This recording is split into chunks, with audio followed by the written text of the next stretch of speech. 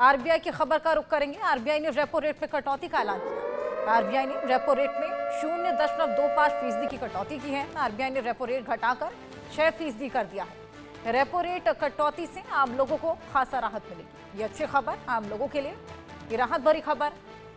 Repo rate में कटौती का ऐलान किया गया है। रिजर्व बैंक ऑफ इंडिया द्वारा रेपो रेट में 0.25 की कटौती, ये कटौती का ऐलान, और इससे अब ईएमआई भी घटेगी। 6% रेपो रेट घटाकर यहां पर यह ऐलान आरबीआई ने किया है, जिसके चलते आम लोगों को थोड़ी राहत मिलेगी, खासा फायदा मिलेगा। कटौती का ऐलान रिजर्व बैंक ऑफ इंडिया द्वारा किया गया है। 0.25 की कटौती यहां पर की गई है रेपो रेट में। अब रेपो रेट घटाकर 6% कर दिया गया, जिससे जो ईएमआई रहती है उसमें अब खासा फर्क देखने को मिलेगा। ईएमआई अब कम देनी पड़ेगी।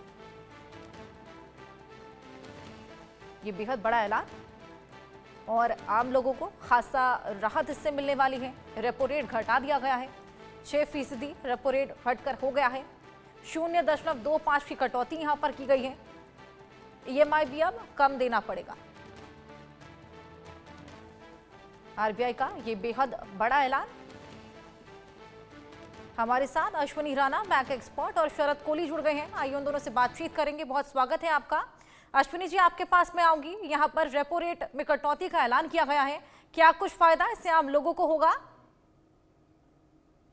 देखिए, सीधा सीधा फायदा जो है वो लोन लेने वालों को होगा जिन्होंने फ्लेक्सिबल इंटरेस्ट पे लोन ले रखा है, तो उनको जो है उसका फायदा होगा। बाकी लोन का इंटरेस्ट जो है वो बैंक कितना जो है वो कस्टमर को उसका रिलीफ देता है, ये बैंक टू बैंक डिफर करेगा। लेकिन जिन्होंने फ्लेक्सिबल लोन ले रखा है उनको तो नेचुरली जो है उसका ऑटोमेटिकली रिड्यूस होता है, बैंक उसको जो है वो कम करता है।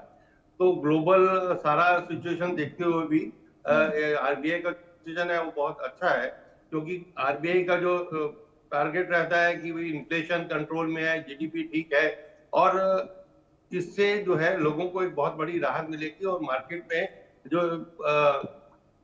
थोड़ा सा मूव आएगा, क्योंकि जो लोन लेने वाले लोग हैं लोन लेंगे तो मार्केट में जो है कुछ का इस तरह की हलचल होगी जिसका इकोनॉमी के ऊपर अल्टीमेटली असर पड़ेगा। बिल्कुल। शरद जी, आपके पास में आऊंगी। ईएमआई पर क्या फर्क इसका रहेगा? नमस्कार हर्षा, नमस्कार इंडिया न्यूज़ के सभी दर्शकों को।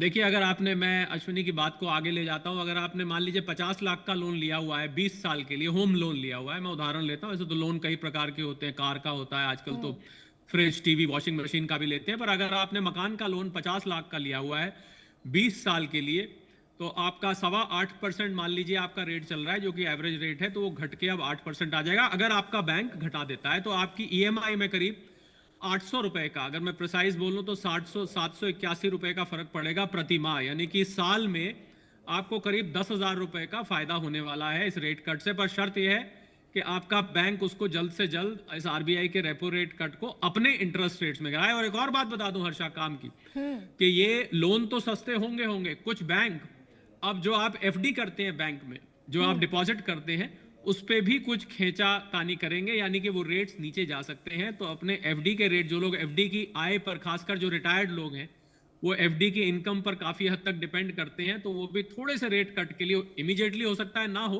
पर क्योंकि आरबीआई ने अपना स्टैंस न्यूट्रल से अकोमोडेटिव कर दिया है। मैं इंडियन न्यूज के दर्शकों के लिए आसान करके बता दूं इसका क्या मतलब होता है, कि आरबीआई अकोमोडेटिव मतलब अब आरबीआई देश की ग्रोथ को बढ़ावा देना चाहता है, और अब आगे जो होंगे, आगे या तो इतना ही रेट रहेगा या और नीचे जाएगा, तो इसको हम अकोमोडेटिव स्टैंस कहते हैं। तो इसलिए आगे आप अपनी एफडी पर भी रेट्स को गिरते हुए देखने के लिए तैयार रहिए। जहां एक तरफ लोन के रेट्स गिरेंगे, वहीं एफडी के रेट्स भी आगे गिर सकते हैं। बैंक पे डिपेंड करेगा और टाइमिंग पे डिपेंड करेगा। कुछ बैंक इमीडिएट कर देते हैं, कुछ आने वाले 2-3 महीने में करते हुए आपको दिखाई देंगे।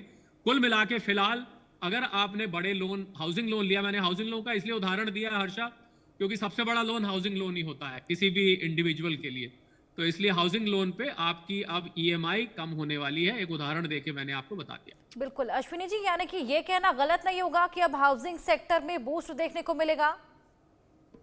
बिल्कुल। क्या है कि जो लोग वेट कर रहे थे कि भाई जो अफोर्डेबल हाउसिंग है या कुछ भी लेने के लिए, तो इंटरेस्ट रेट कम होता है तो वो नेचुरली वो उसके लिए अपनी प्लानिंग करेंगे और मैंने इसलिए कहा ना कि भाई एक सिर्फ 0.25% बेसिस से कम करने से सिर्फ बैंक में ही हलचल नहीं होती, पूरी इकोनॉमी में उसका इफेक्ट पड़ता है। और अगर हाउसिंग में पड़ता है तो हाउसिंग के साथ साथ बाकी चीजें जुड़ी हुई हैं, तो पूरी इकोनॉमी के ऊपर उसका जो है असर अल्टीमेटली पड़ता है। बिल्कुल, यहाँ पर जितने भी लोग हाउसिंग लोन लेने की सोच रहे हैं, अब उसमें हाउसिंग सेक्टर में खास तौर पर एक बूस्ट देखने को मिलेगा, इन्वेस्टमेंट में बूस्ट देखने को मिलेगा। अश्विनी जी, कौन कौन से और सेक्टर्स हैं जिसमें बूस्ट देखने को मिलेगा? देखिए, हाउसिंग के साथ साथ स्टील है, सीमेंट है, जो सेक्टर उसके साथ जुड़े हैं हाउसिंग के साथ, उन सब के अंदर बूस्ट आएगा। और बाकी जो, जैसे कोहली जी ने कहा कि बैंक कितना आपको रिलीफ देते हैं, मैंने कहा कि फ्लेक्सिबल में तो वो कम कर देंगे, लेकिन जो फ्लेक्सिबल रेट ऑफ इंटरेस्ट पे लोन नहीं है, उसके ऊपर बैंक की डिपेंड करता है कि बैंक आपको रिलीफ देता है कि नहीं देता। और बिल्कुल कोहली जी ने भी सही कहा कि भाई एफडी के रेट कम होंगे, लेकिन मुझे उसमें थोड़ी सी ये लगता है, क्योंकि अभी जो लिक्विडिटी की बैंकों को प्रॉब्लम है, डिपॉजिट ऑलरेडी कम है, तो हो सकता है कि इमीडिएट बैंक उसको जो है कम ना करें, लेकिन वो टाइमली जब उनको लगेगा कि उनकी जो लिक्विडिटी की इशू खत्म हो गया, तो वो अल्टीमेटली एफडी के ऊपर भी रेट ऑफ इंटरेस्ट का फर्क पड़ेगा। बिल्कुल, ऑल इन ऑल यानी कि आम जनता के लिए ये राहत भरी खबर। अश्विनी जी और शरद जी, बहुत शुक्रिया आपका हमारे साथ जुड़ने के लिए और लेमन टर्म्स में हमारे दर्शकों को पूरी खबर समझ